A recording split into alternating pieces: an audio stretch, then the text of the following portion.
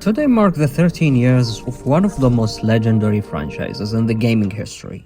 For 3 decades, this series has terrified us, inspired us, and constantly reinvented itself.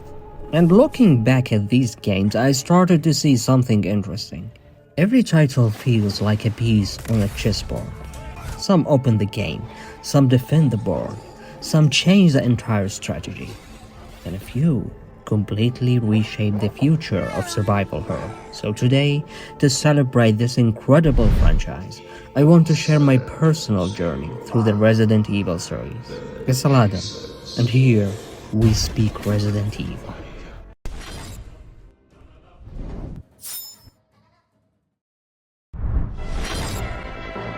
Resident Evil 0. While it might not be the crowning jewel of the series, it holds a crucial spot as a prelude to the chaos that unfolds in the Resident Evil universe. This is where the lore begins, setting the stage for everything that follows. One of Resident Evil Zero's standout features is its innovative partner system. The ability to control two characters simultaneously, Rebecca Chamber and Billy Cohen, adds a unique layer of strategy. You can freely switch between them using their strengths to cover each other's weaknesses. This dynamic partnerships keeps you constantly engaged, requiring you to think critically and plan your moves carefully. For instance, Rebecca's expertise in mixing herbs and Billy boosting offer complementary skills that are vital for survival. Moreover, the cutscenes featuring series antagonists Albert Wesker and William Perkins provide a richer narrative depth. These scenes give us a glimpse into Wesker's malevolent plans and Perkins' scientific ambition, adding a sense of foreboding that enrich the overall storyline. The game's storytelling is enhanced by these insights, which connect deeply to the main series plotline. However, Resident Evil 0 isn't without its shortcomings. The storyline occasionally veers into the realm of the absurd, particularly the main antagonist's ability to control leeches by singing opera. This element feels more cartoonish than terrifying, detracting from the intended horror experience. Another notable flaw is the absence of item boxes, especially after the intense train sequence. This design choice complicates inventory management, making it a cumbersome task to giggle up your items. It's a decision that amplifies the game's difficulty, ranking it as one of the most challenging in the franchise. Veterans of the series will find themselves tested by the lack of convenience.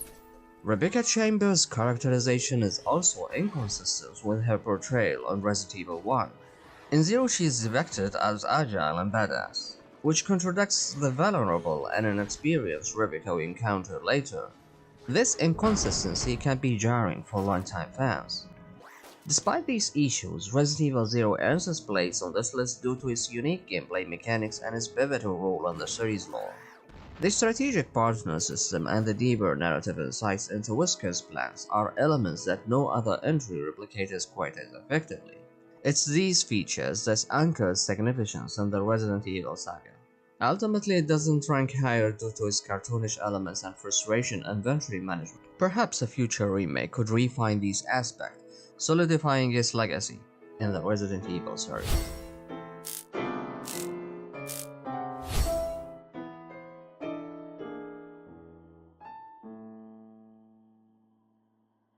No thanks, Dollface.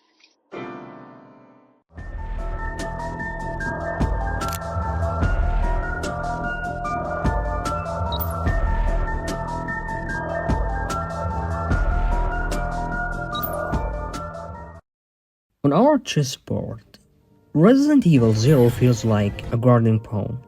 It doesn't stand at the center of the board, but it protects the opening of the entire game. Without it, the path towards Panzer Mansion and everything that follows would never begin.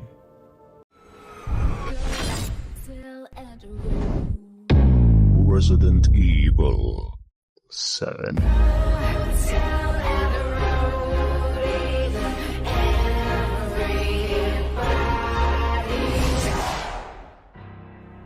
Let me be clear, this ranking doesn't imply that Resident Evil 7 is a bad game.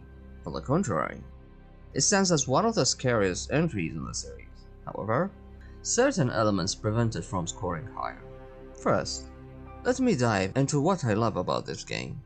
Resident Evil 7 excels in delivering jump scares and horror elements, largely thanks to the terrifying Baker family and the power of the re-engine. The Bakers are not just villainous figures, they are the embodiment of relentless, twisted horror that keep you on edge from start to finish. Take for example the encounter with Jake Baker in the garage, where he relentlessly pursues you with a shovel, creating an intense, heart-pounding chase. The first-person perspective, while different from the over-the-shoulder camera or the fixed perspective in the classic, works remarkably well here, intensifying the immersion and dread. You experience every horrifying moment through Ethan's eyes, such as when Margaret Baker lantern light creeps into a dark room, casting eerie shadows and heightening your anxiety. The environment design is another standout feature, with its expertly crafted lighting and shadow creating a gloomy, oppressive atmosphere that never let you feel safe.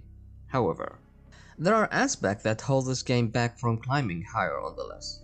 First and foremost, the game is quite short, leaving me yearning for more. The main storyline can be completed relatively quickly, making the overall experience feel brief compared to other entries in the series.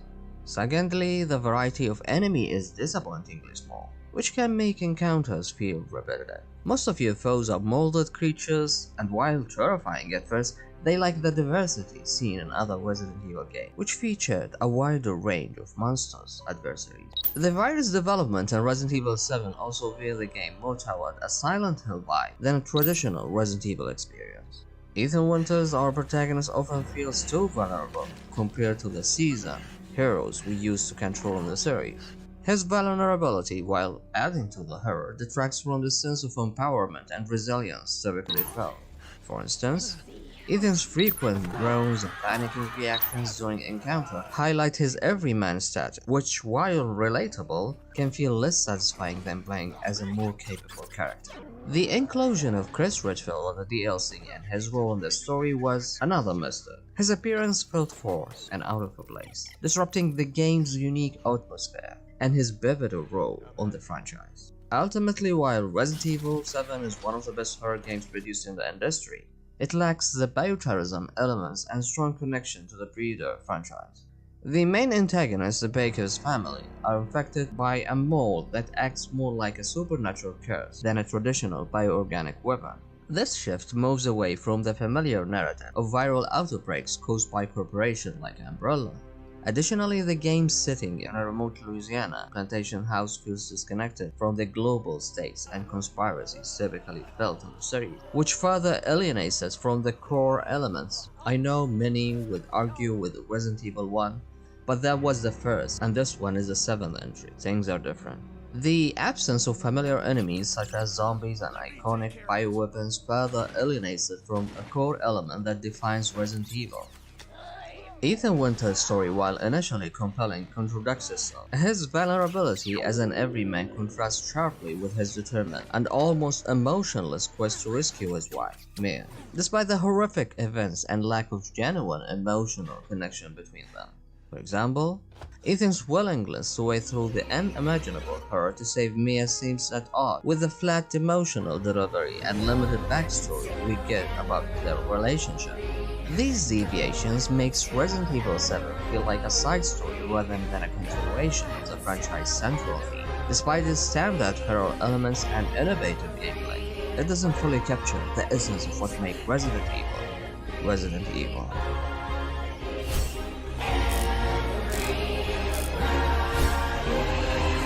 Welcome to the family, son.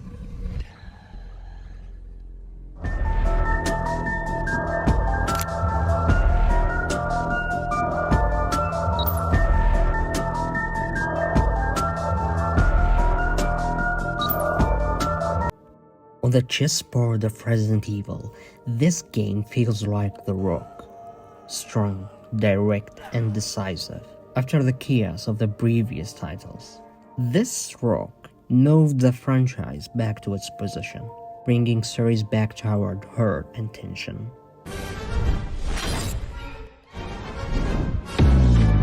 Resident Evil 6.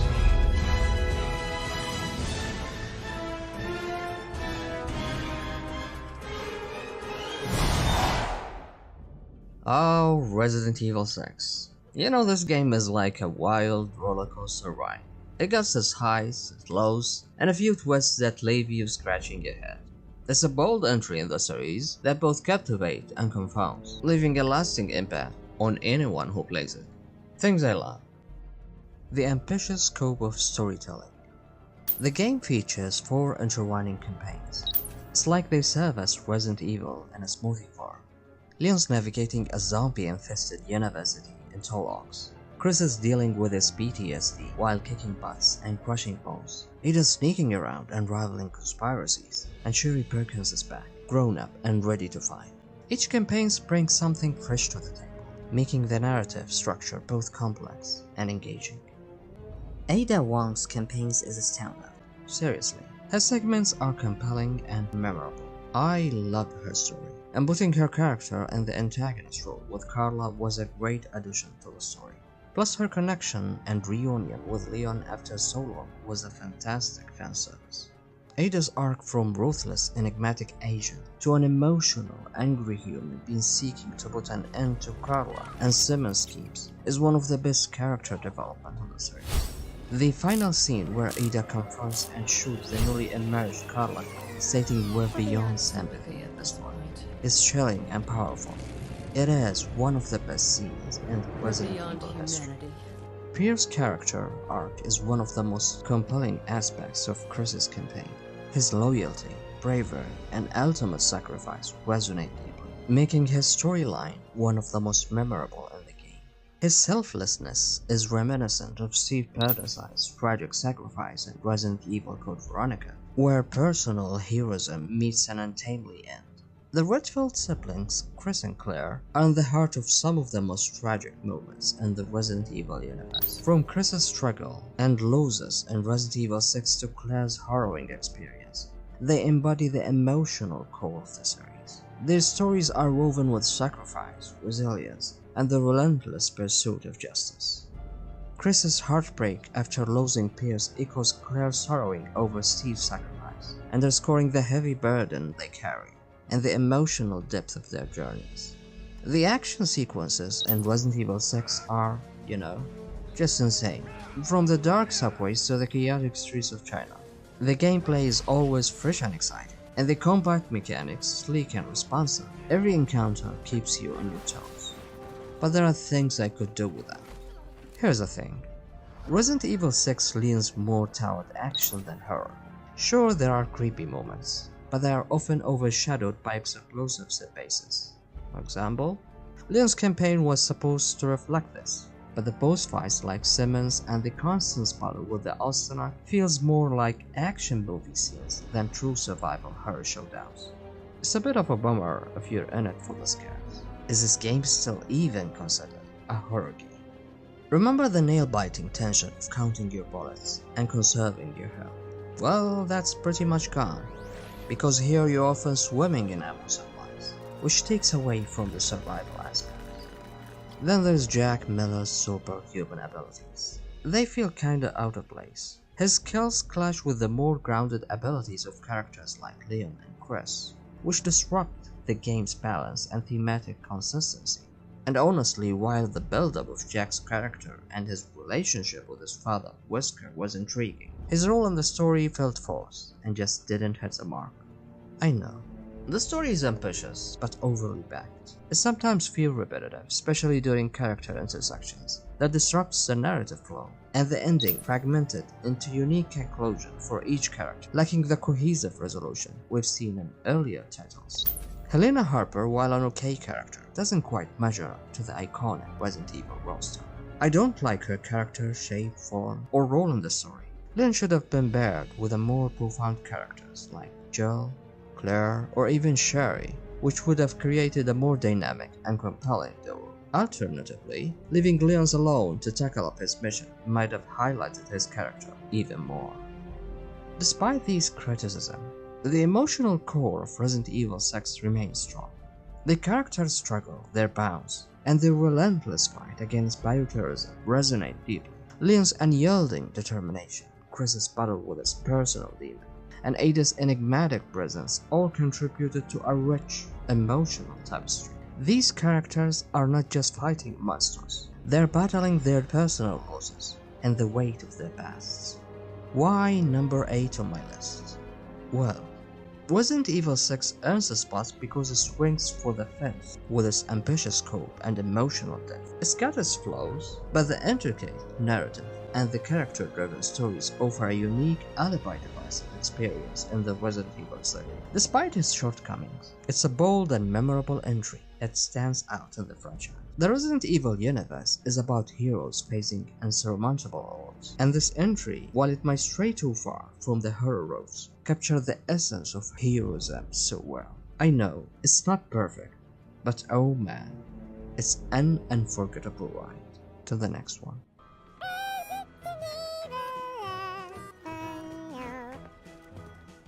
Never had a mission so easy. Come here! Hurry! We have to move! Get the hell off!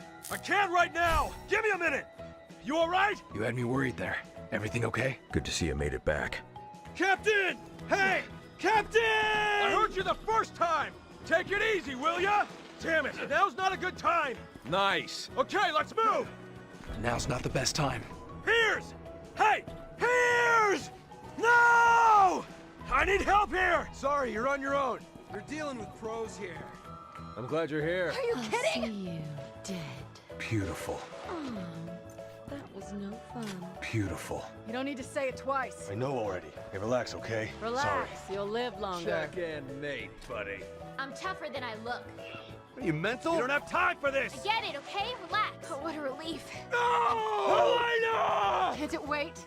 I'm coming. Nice. This is a waste of time.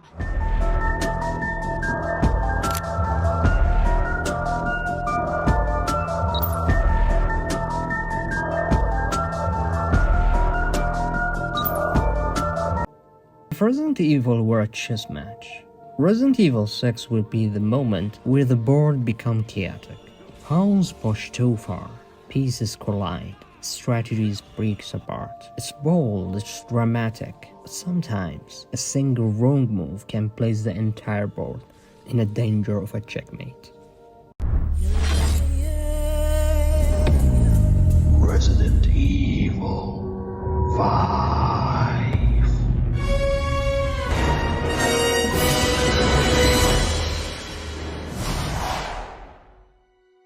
Many might be surprised to see Resident Evil 5 holding the 7th spot, but this is truly how I feel after my journey through this game.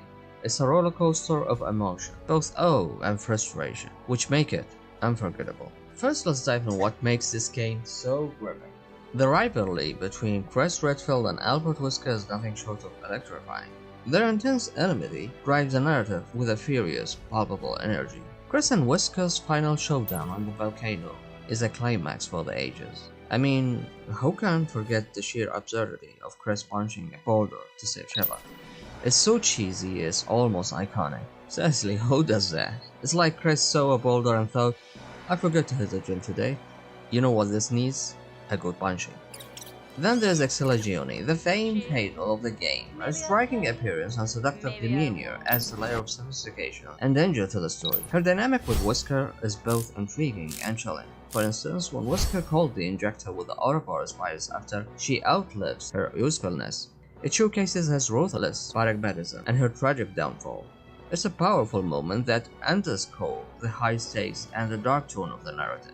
And you know, seeing her transformation, yikes, took about a bad day at the office. Replayability and action. Resident Evil 5 also shines with its replayability. The game's action-packed sequence like the adrenaline-pumping boat chase through the swamps keeps you on edge of your seat. Scenes like the intense battle against the executioner Magini and the relentless onslaughts in the underground labs focus heavily on action, emphasizing the game shift towards more action-oriented gameplay. It's like they took all the explosive set pieces from an action movie and crammed them into a game. You know, it's kind of stuff that makes you go, oh come on, this is insane, but in the best way possible. However, there are reasons why Resident Evil 5 doesn't climb higher on my list. The Lost Nightmare segment is a prime example. This part where Chris and Jill explore a creepy mansion perfectly captures the atmospheric horror that fans love. It should have been the prologue, setting darker, more foreboding tone to the game. Starting with this would have balanced the action and horror elements more effectively. Imagine kicking off with a classic horror vibe before diving into action. Talk about setting the stage. Jill Valentine's role in the story, while significant, feels underwhelming. As a brainwashed pound of whisker, her character deserves more screen time and a deeper involvement. The reveal of her brainwashing is very impactful, but the game doesn't fully capitalize on her potential, leaving me wanting more from this beloved character. And honestly, who wouldn't want more Jill? She's like the Beyoncé of Resident Evil. Imagine if Jill been giving the spotlight like Scarlett Johansson in action. Total showstopper material. The game's brevity is another issue. It ends too soon, with the final chapter rushing through the climax. The intense build-up deserves a more extended, satisfying resolution that delves deeper into the characters and their stories. It's like getting to the end of the roller coaster ride and realizing it was just a kiddie version. Then there is a shift toward fast-paced, action-heavy gameplay, Call of Duty style. Racing through the desert, battling enemies with high-speed chases, and dodging explosives is exhilarating, but it sometimes overshadows the horror elements that defines the Resident Evil series or the survival themes. It's like going from the hunting house to an action movie marathon. Both fun, but totally very different vibes. And let's not forget about the infamous boulder bunching sequence. While it's become a meme-worthy moment, it epitomizes the game's sometimes cheesy, over-the-top nature. The scenes, while entertaining, highlights the game's departure for more grounded horror from its predecessors. And really, Chris, a boulder? Even Heisenberg calls Chris a boulder puncher. That's gotta stink a bit. Shiva's AI, often a source of frustration, detract from the experience. She can make poor decisions at crucial moments, like wasting healing items and failing to assist in combat. This is something I hope a future remake will improve, fully realizing her character's potential. Come on Shiva, you're better than that. The shift to action. Resident Evil 5 is a game of contrasts. It blends intense action with deep emotional ties, but sometimes strays so far from its horror roots. The shift in gameplay and tone significantly influenced Resident Evil 6, which leaned even more heavily into action and ultimately failed to meet our expectations. It's like they said, how much action can we cram up? And then went a bit over the board. Dang. Despite its flaws, the powerful dynamic between its characters and the unforgettable moments of tension and triumph ensure Resident Evil 5 remains etched in my memory. It might not reach the pinnacle of the series, but it holds a unique and emotional place within my heart, serving as both a memorable entry and a cautionary tale for the franchise. So yeah, it's like a wild roller coaster you can't help but love, even when it makes you scream.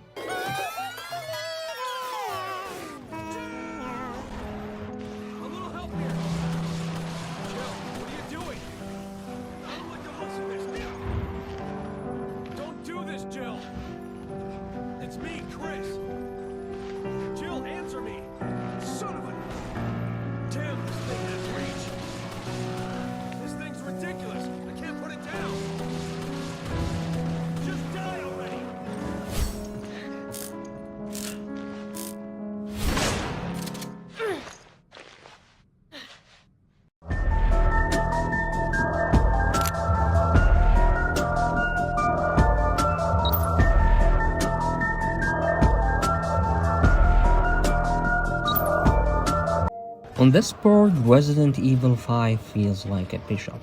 Fast, aggressive, moving diagonally across the battlefield with explosive action and dramatic moments. But sometimes that speed pushes the game away from the slower, calculated horror that built the series. Resident Evil Village.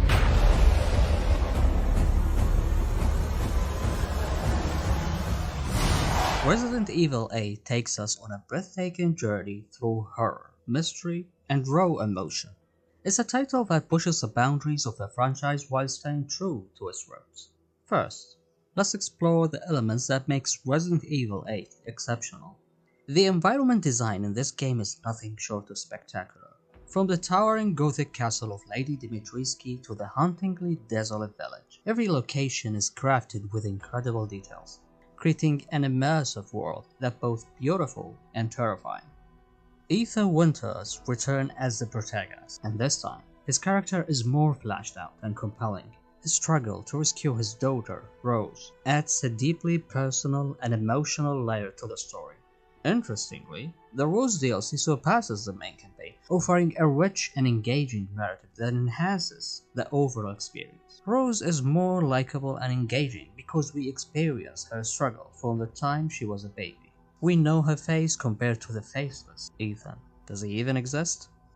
The bosses and the monsters design are standout features, each one bringing a unique brand of terror and challenge. Lady Dimitrescu, with her towering presence and charisma, has become an iconic figure in the series.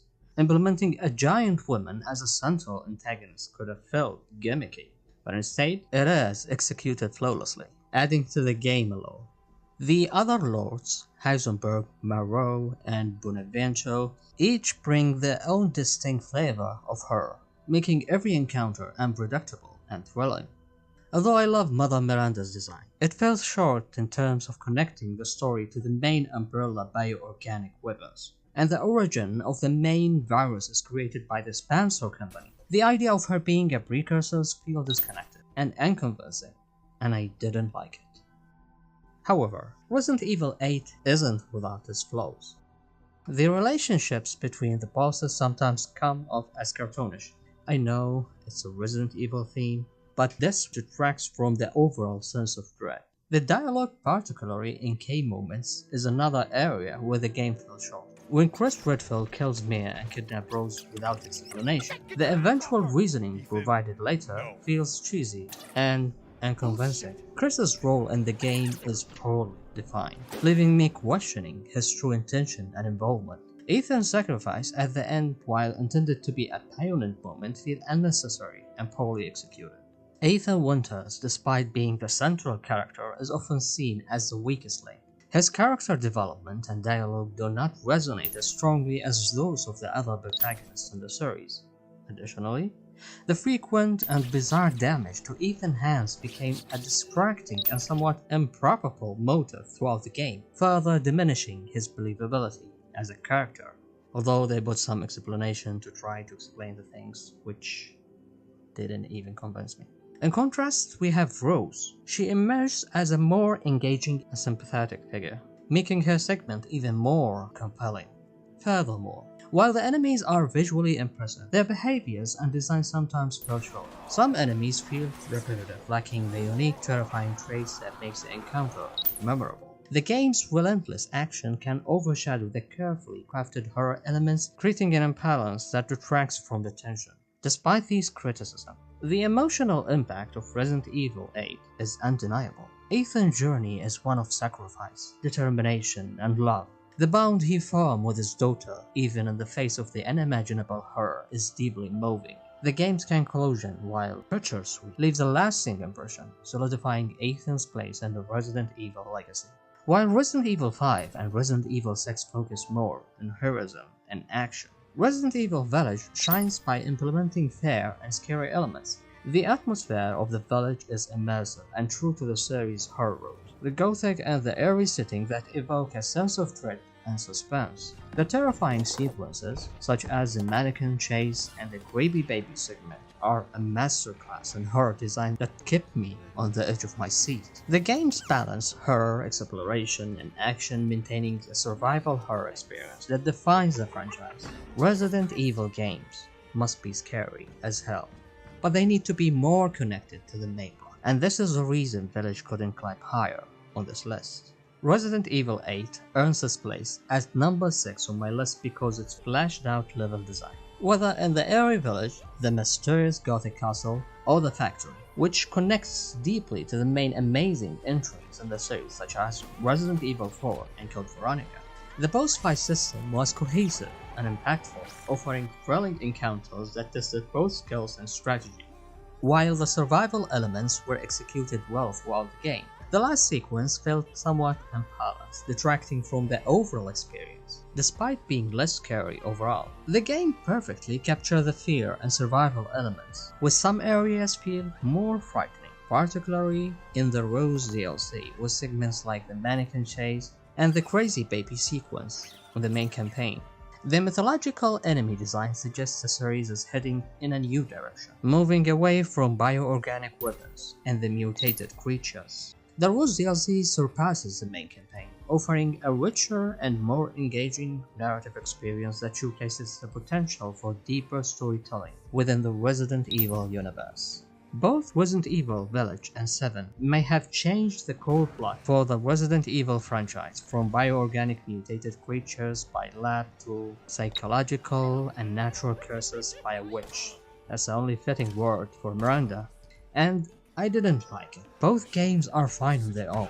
They look gorgeous, and I love Village more due to its connections to some survival elements. As a fan, I love this franchise, and I'm not against change or forceful, classic thematic to kill modernity in this franchise. We've had Resident Evil 4, for example, which dramatically changed the franchise from every angle, but the core was still Resident Evil. We need it to be scary, gruesome, and even with the new ideas, it should hold a very powerful connection to the source material.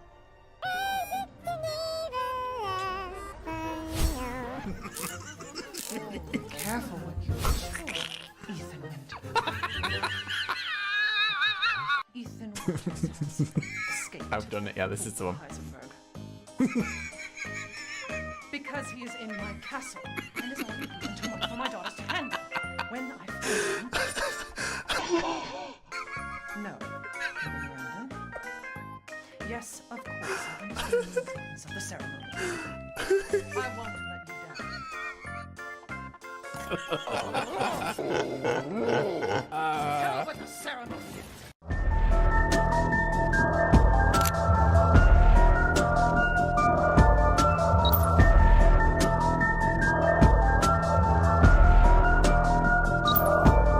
On our chessboard, Resident Evil Village behaves like a knight. Unpredictable, jumping over expectations, exploring strange new territory, and introducing ideas the series had never attempted before. Before I delve into the top 5 games on the list, I want to highlight some honorable mentions that, while not make the cut, still left a significant impact on me. Resident Evil Revelations. This game stands out as one of the most difficult entries I've ever played. The story was gripping, and the variety of gameplay elements was unique. And also, the variety of enemies was very interesting. However, despite these strengths, I didn't feel a strong connection to the main Resident Evil universe, despite the involvement of important characters such as Jill Valentine and Chris Redfield. The story elements, while engaging, didn't quite measure up to the previous titles in the series. Resident Evil Revelation 2. It was thrilling to play as Claire again after she's been left in the shadows for so many years. The story showed great promise, especially with the involvement of Barry, another beloved but forgotten character from the classic Resident Evil games. Yet the episodic format hindered my experience, making it feel disjointed, and the gameplay and monsters designs fell short compared to earlier titles. I was truly about to involve Revelation 2 on the list, but the partner system in Zero edged out. Resident Evil Outbreak. This game was ambitious, attempting to bring Resident Evil experience to online multiplayer format, something similar to the reverse we have today.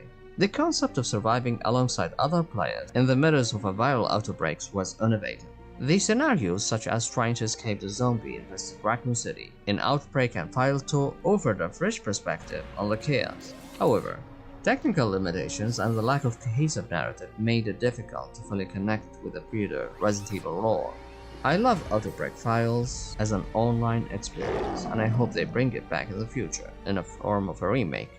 The Chronicle series. These games were incredible in revealing many stories throughout the main series. However, most of the content felt repetitive and didn't add much to the core entry of the series. Despite their ability to fill some gaps, they didn't reflect the quality to be part of this list. Other games won't make it into the list because they felt like half-baked games experience or poorly executed projects like I didn't enjoy. While these titles had their moments, they ultimately didn't resonate with me as deeply as the top entries on my list. These games are like pawns scattered across the board. Some sacrifices themselves trying to build ideas. Others stood strong defending the spirit of the series. They may not reach the center of the board, but they still played their part in a large game.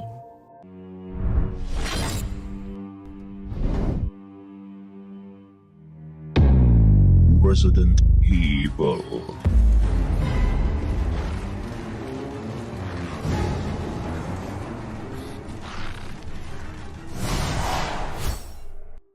Now we have the game that started all, Resident Evil 1. Both the original and the remake holds a special place in my heart, each offering a unique experience that had shaped the series in a profound ways. The original Resident Evil, released in 1996, introduced us to the world of survival horror, set in the eerie Spencer Mansion.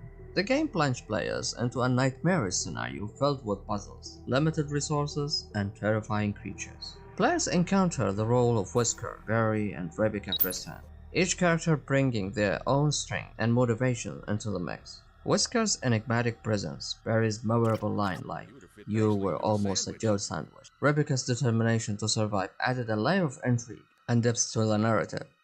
Lisa Trevor in the remake, with her tragic backstory revealed through scattering notes and journal entries, added an emotional weight to the her that lingered long after the game was finished. What stands out the most about the original Resident Evil is its atmosphere. The haunting soundtrack, the creaking of the mansion's floorboards, and the distant moans of the undead created an ambience of dread that few games have matched since. Exploring the dimly lit corridor and solving intricate puzzles such as finding the hidden emblems to unlock doors keep players on edge of their seats. The iconic scenes of encountering the classic scene of entering the dining room and being greeted by the lifeless eyes of the first zombies encounter is etched into the memories of everyone who played the game, amplifying the game's ability to evoke fear through its atmosphere alone.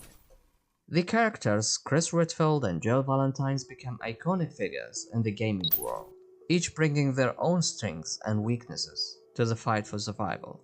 Chris's proficiency with weapons and physical strength contrasts Jill's lockpicking skills and resourcefulness, providing players with different gameplay experience depending on their choice of character. Their interaction with the other survivors and the gradual uncovering of the mansion's secrets added depth to the story, while it was very simple and kept players engaging throughout the game duration. Resident Evil 1 lays the foundation of the series, and the combination of the innovative gameplay, a gripping story, and an atmosphere dripping with tension ends the number 5 spot on my list. It's a testament to the game's enduring appeal that decades later it still has the power to terrify and captivate players around the world. The remake expanded on the original story, adding new areas to explore, additional puzzles, and even more horrifying enemies. The introduction of the Crimson Head, zombies that could resurrect stronger and faster, added a new layer of strategy and terror. The character models and voice actors were vastly improved, making Chris and Jill ordeal even more immersive. However, despite its timeless qualities, there's no denying that Resident Evil 1 could benefit from a re-engine treatment. While the gameplay and the atmosphere remains compelling, the graphics and controls have begun to show their age. A remake using the latest technology in the form of the re-engine could breathe new life into the game, allowing a new generation of players to experience the terror of the Spencer Mansion in stunning details. Additionally, revisiting this game with modern sensibilities could provide an opportunity to further explore the characters and lore, enhancing the overall experience for longtime fans and newcomers alike.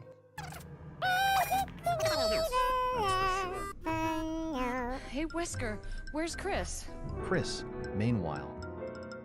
Rebecca, don't you ever play piano again? Oh, what was that? When they meet again. Wesker, so you've come. Chris, you make me proud. Of course you are one of mine. Thanks. Wesker. Son of a bitch! In another part of the mansion. The door's jammed! Stand back!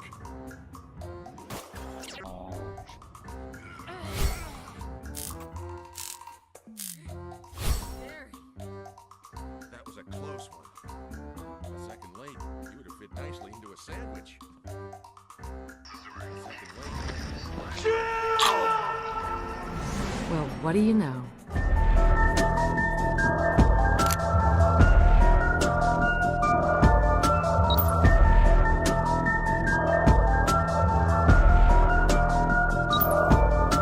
On this chessboard of survival horror, this is one of the pieces that started the entire match.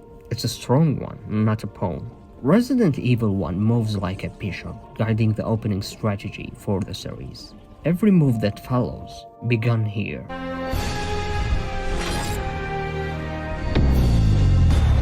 Resident Evil 3.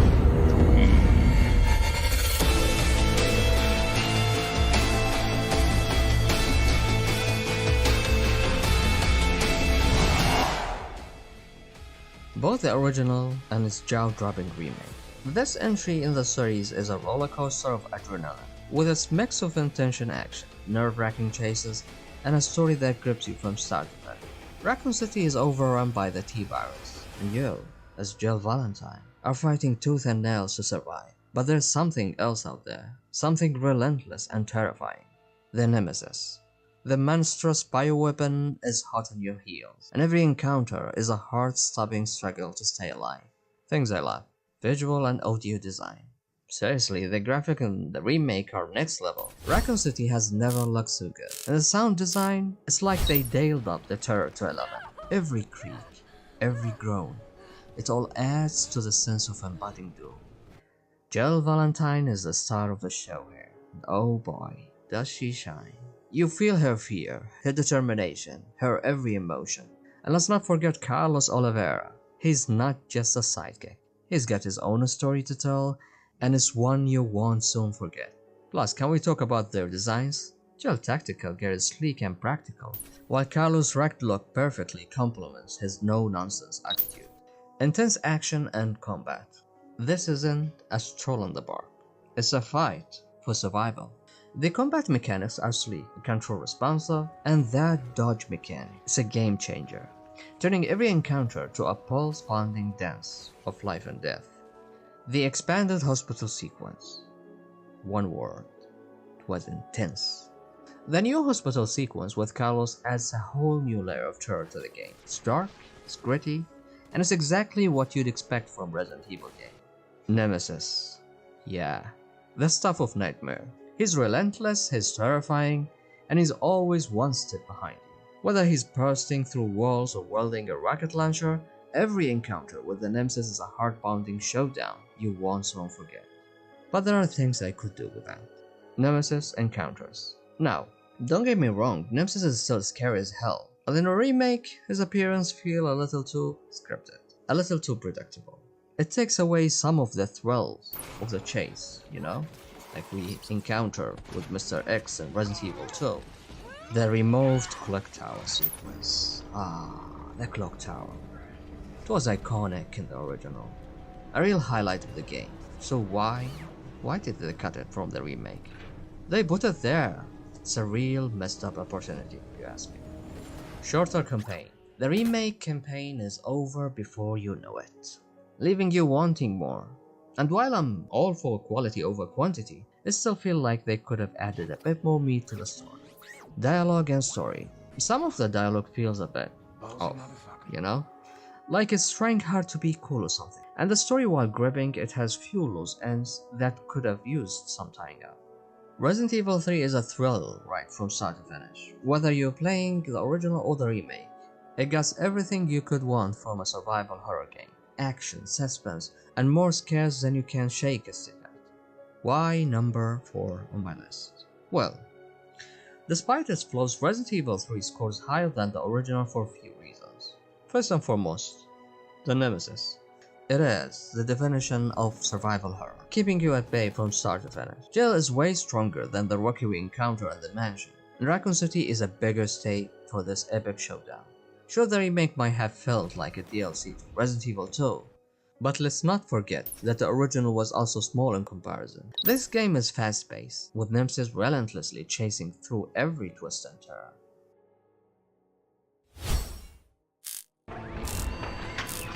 Sorry, wrong CD.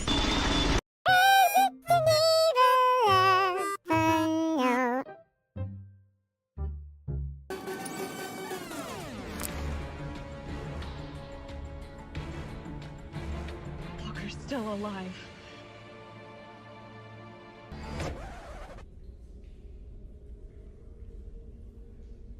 Are you kidding me? Are you fucking kidding me?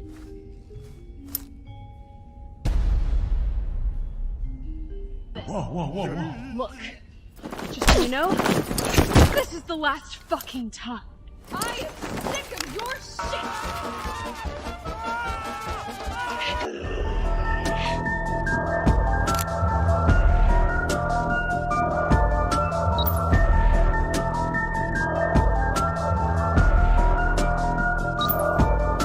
Resident Evil 3 plays like a knight on the board. Fast, aggressive, always attacking from unexpected angles. But one wrong move, and even the strongest piece can leave the rest of the board exposed.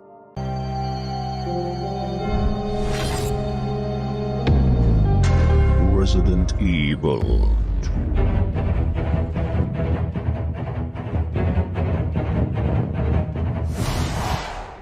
This game is not only defines the survival horror genre but also sets a new standard with its groundbreaking remake.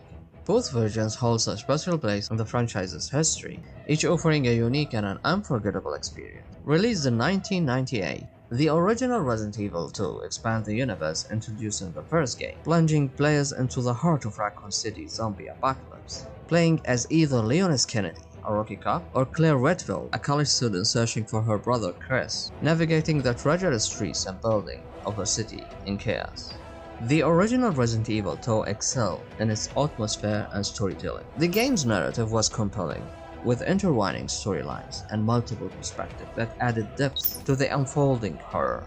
The Raccoon City Police Department (RPD) serves as a memorable backdrop, with its intricate level design and oppressive atmosphere, contributing to the game's tension. Iconic moments such as the first encounter with the Licker or the relentless pursuit by Mr. X are etched into the memories of many players who experienced the game's chilling suspense. Fast forward to 2019, and Capcom released the Resident Evil 2 remake, a true reinvention of the series. While Resident Evil 7 marked a significant shift in the perspective and tone, it was the Resident Evil 2 remake that perfectly balanced innovation and nostalgia, breathing new life into the franchise. The remake retained the essence of the original while enhancing every aspect of the game. The over-the-shoulder camera and modernized controls provide a fresh yet familiar experience, blending the best of survival horror and action. The graphics were nothing short of stunning, with the re-engine bringing the devastating Raccoon City to life in breathtaking details. Every dark corner, flickering lights, and grotesque enemy was rendered with an intensity that elevates the horror to a new heights. Story-wise, the remake stayed true to the original but added depth and nuance to its characters. Leon's and Claire's harrowing journey through the RPD and beyond was more immersive than ever, with improved voice acting and character development that made their struggle feel real and arrogant. The interactions between characters such as Leon's budding relationship with Ada Wong and Claire's protective instincts toward Cherry Birkin were more emotionally impactful. Level and environment design were masterfully crafted in the remake. The RPD was more detailed and labyrinthine, filled with puzzles that paid homage to the original while introducing new challenges. The sewers and the underground lab added a layer of dread and complexity, making explorations a nerve-wracking experience. The character design in the remake was superb. Leon and Claire were reimagined with modern sensibilities, retaining the iconic look while updating the appearance to be more realistic and relatable. The bosses, from the terrifying mutated William Birkin to the relentless Mr. X, were more menacing than ever. Each encounter was a test of strategy and nerve, pushing players to their limit.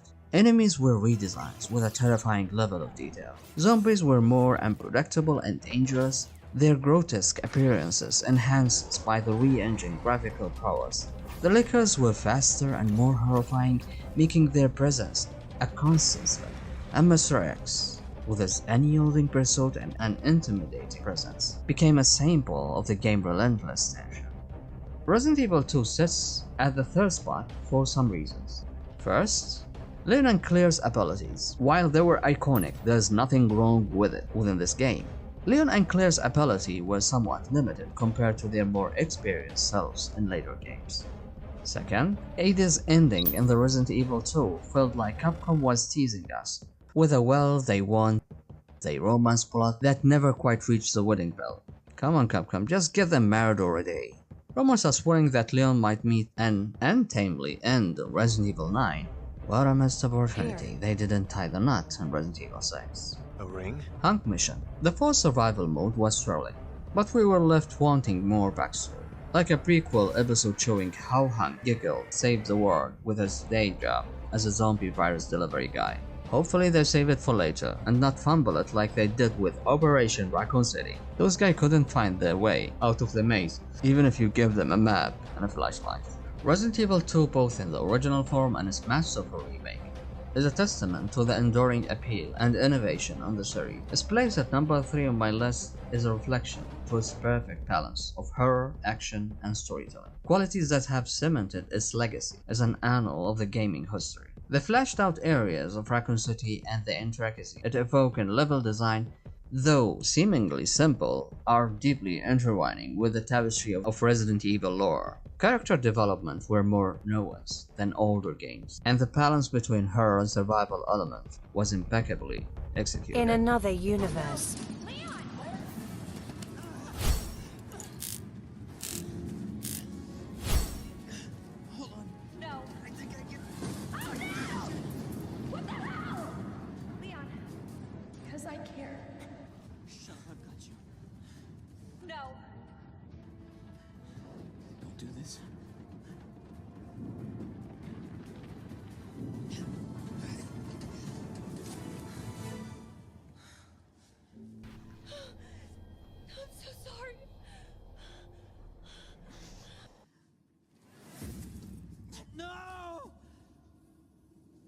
Stop meeting like this.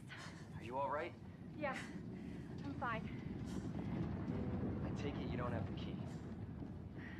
No, I don't. It's good to see your face, though. Hell of a night, huh? Yeah, we're just, well, we actually just met last night. Yeah.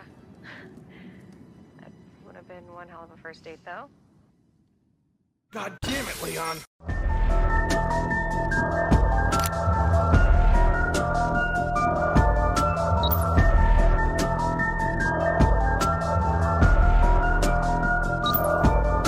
Resident Evil 2 is like the rock anchoring the board. 30 years ago, it strengthened the foundation of the franchise, and decades later, with the remake, it did it again.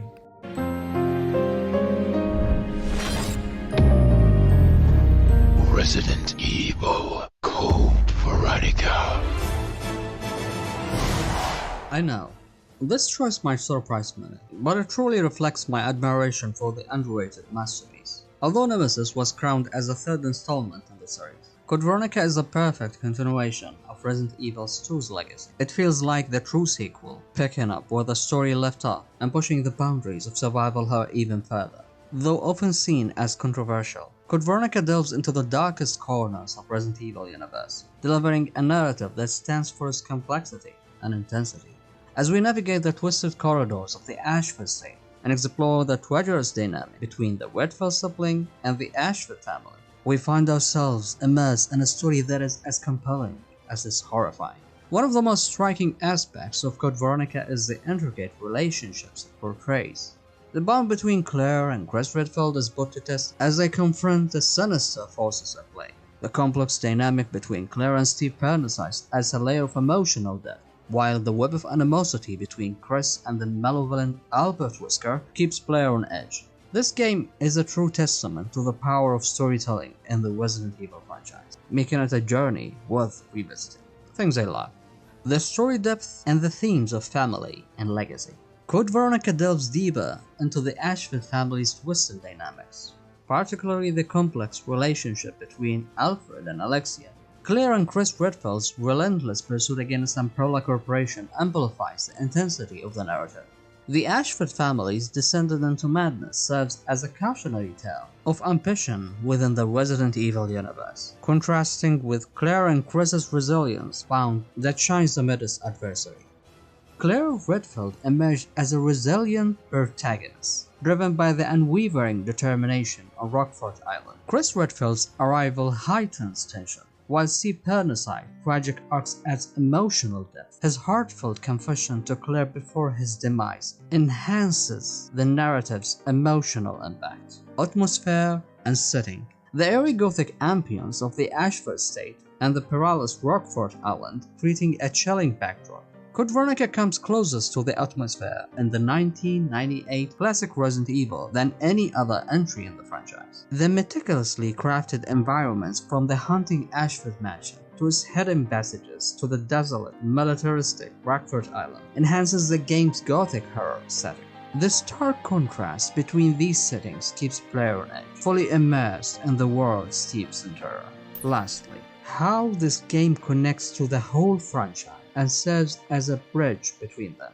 But more on this later. The things I don't like. The cartoonish and cringe-worthy dialogue. Despite its strength, Code Veronica occasionally slips into the over-the-top and cheesy dialogue.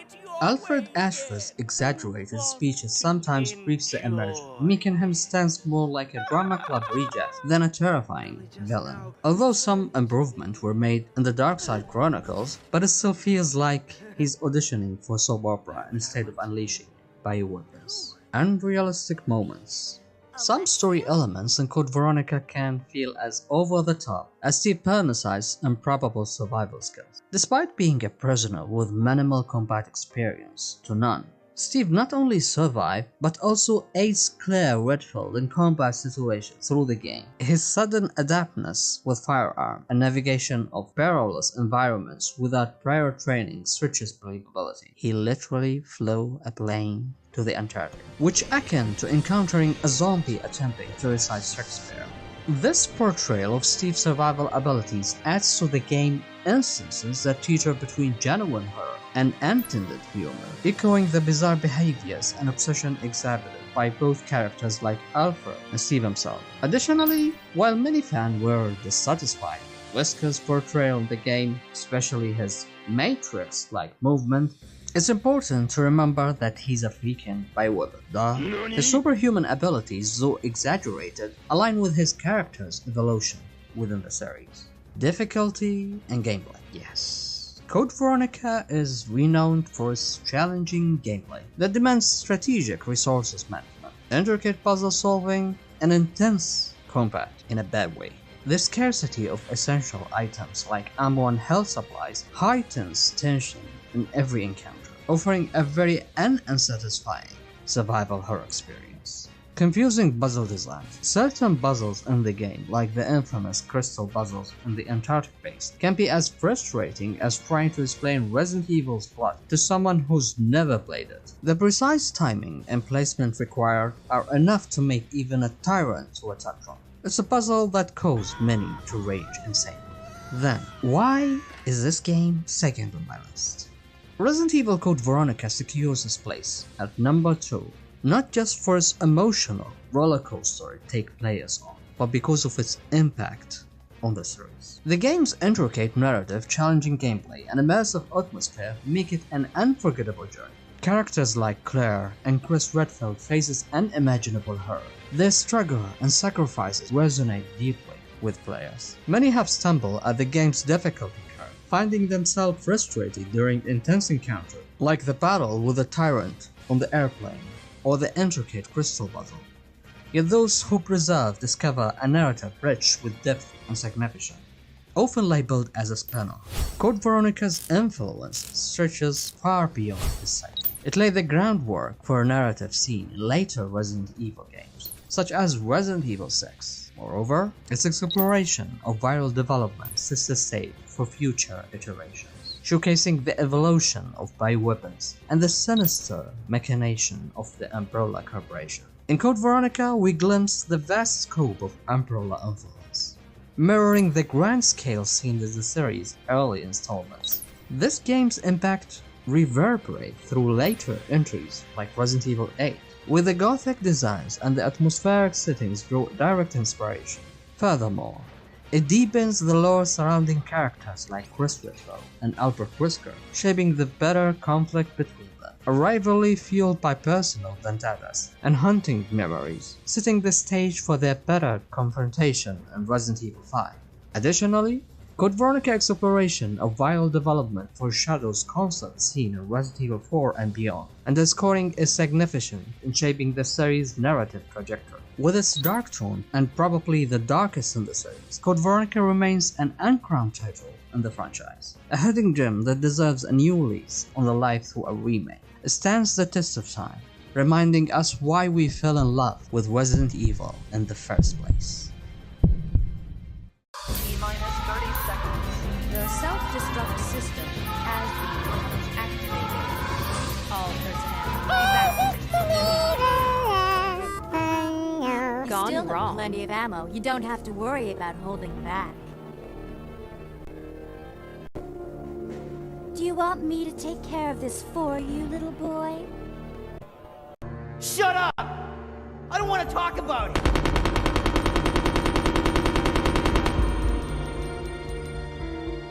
Steve.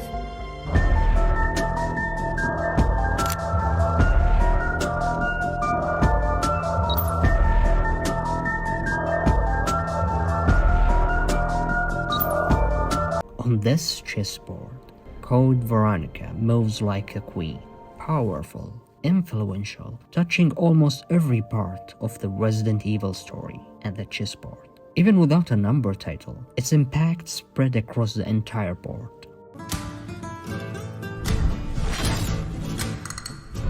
Resident Evil 4. This game revolutionized not just only the Resident Evil franchise, but the entire survival horror genre. Both the original and its recent remake have left an indelible mark on the gaming world, and it's easy to see why this masterpiece takes the #1 spot. Firstly, I'm gonna compare Resident Evil 4 to other games. In Code Veronica, players traverse diverse locations, but Resident Evil 4 took this to a new heights. From the airy village to the imposing castle and the hunting island, each locale seems connected, offering an expansive world. For instance, the transitioning from the village, which we can compare to Raccoon City, to the castle, which can be the palace in Code Veronica, after confronting the menaced village chief, highlighted the game's immersive world building. In Code Veronica, players traverse diverse locations, but Resident Evil 4 took this to a new heights. From the airy village to the imposing castle and the hunting island, each locale seamlessly connected, offering an expansive world. For instance, the transitioning from the village to the castle after confronting the menacing village chief highlights the game's immersive world building.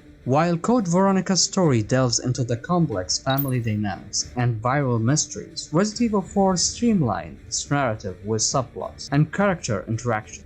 For example, the relationship between Leon and Ada evolved through subtle interactions, adding depth without overwhelming the main storyline. Resident Evil 2 introduced innovations like the zapping system, but Resident Evil 4 redefined gameplay with its over-the-shoulder perspective. This change enhances player control and immersion, exemplified by the intense village encounter where you fend off waves of enemies with precision, aiming, and strategic positioning. Resident Evil 4 also improved inventory management, allowing players to seamlessly swap weapons and items in real time. Example, giggling weapons during intense battles like the Siege of the Capcom added a layer of strategy and urgency to the gameplay.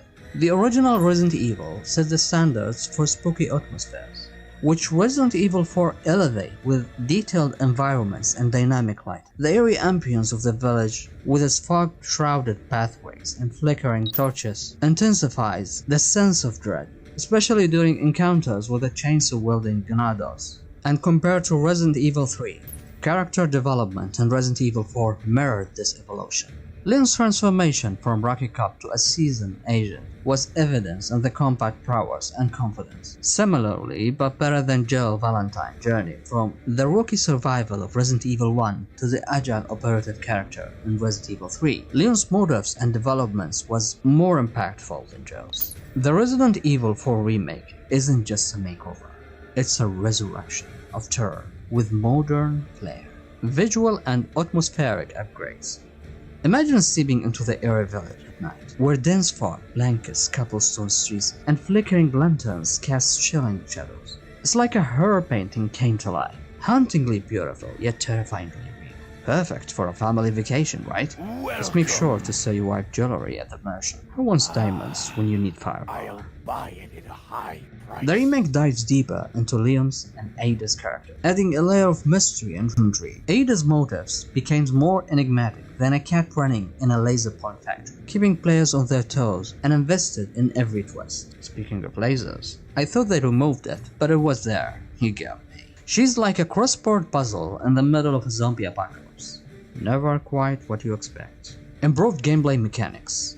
That was mind-blowing. With refined controls and new elements like stealth and upgraded melee combats, players can now outwit and maneuver enemies with precision. It's like turning zombie dodging into an art form, distracting them with the brains while you make it back to safety. Remember, always aim for the head. No zombie doesn't like that. It is like giving them a headache they didn't ask for. Resource management. The addition of the crafting system means you're not just scavenging for survival, you're crafting your own thing.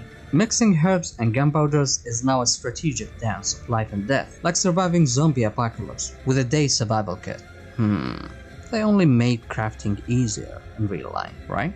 Boss design and encounters. Prepare for epic battle against towering monstrosities and cunning adversaries where every move counts. It's like a boss rush mode, where the only way out is through, preferably with all your limbs intact. Just think of it as a cardio for embedding zombie apocalypse. Ada's Campaign Edition. Ada's Campaign isn't just an extra chapter. It's a tantalizing peek behind the curtain of intrigue. His shadowy maneuvers and cryptic agendas adds a layer of suspense thicker than just plot armor, leaving you hungry for more answers. It's like trying to unravel mysteries while the zombies are throwing surprise parties all around you. And the ending with Wesker's involvement. The remake's ending doesn't just wrap up loose ends. It ties them into a sinister bow of conspiracy and intrigue. Wesker's presence looms like a shadowy puppeteer pulling strings from the shadow, setting the stage for the next act of this twisted saga. If Whiskers were any more mysterious, he'd jot down his villainous strategies in a Resident Evil type retrospective. This remake isn't just about nostalgia, it's a chilling journey into the darkness, with fresh thrills and surprises around every corner.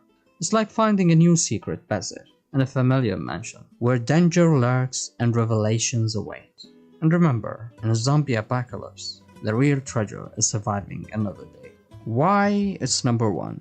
Resident Evil 4 in both the original and the remake form stands as the pinnacle of the survival horror genre. The game's perfect balance of action, horror, and storytelling, combined with the enhancement introduced in the remake, solidified its status as a timeless classic. The Resident Evil 4 remake, with its stunning visuals, refined gameplay, and expanded narrative, surpasses all expectations, setting a new standard for remakes and securing its place as the definitive Resident Evil experience.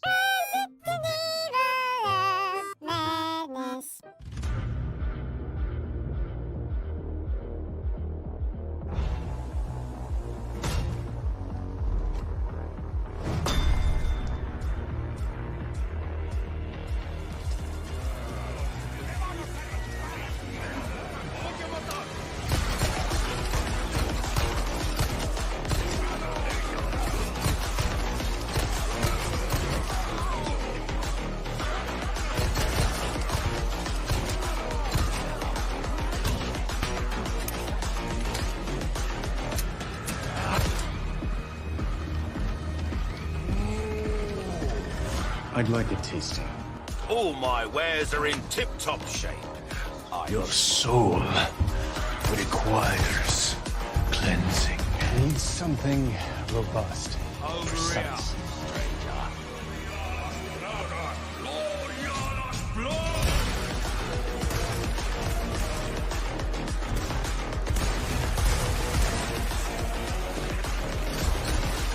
Would you recommend anything for the end of the night? Something big, bold.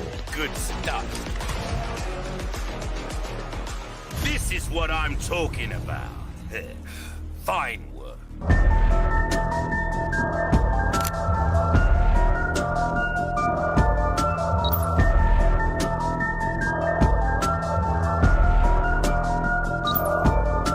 And at the center of the board stands the king. Resident Evil 4, the piece that changed the entire game. If this piece falls, the entire strategy collapses. But before we close the board, there is one final piece: the future. Resident Evil Requiem, right now, it looks like a pawn. A small piece on the edge of the board, still proving its worth. But in chess, when a pawn reaches the final square, it becomes something greater. A queen, a rock, a knight, maybe even the pace that changed the entire game once again. If this new chapter takes the best ideas from every era of Resident Evil, then the future of the franchise might just be powerful as its past.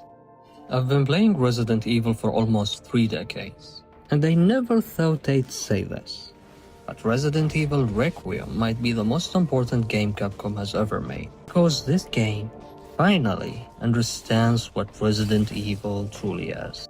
So now, I want to hear from you. What would your ranking look like? Which Resident Evil games deserve the top spot? And which one would you move on the board? And there you have it, my top 10 Resident Evil games. Thanks for sticking with me through this zombie-infested countdown. Remember, surviving in a Resident Evil apocalypse is like trying to avoid spoilers on the internet. Almost impossible, tougher than slipping past a horde of zombies. What do you think about my list? Did I hit the mark, or did I miss a headshot? Let me know in the comments below. I promise I won't bite like those pesky zombies.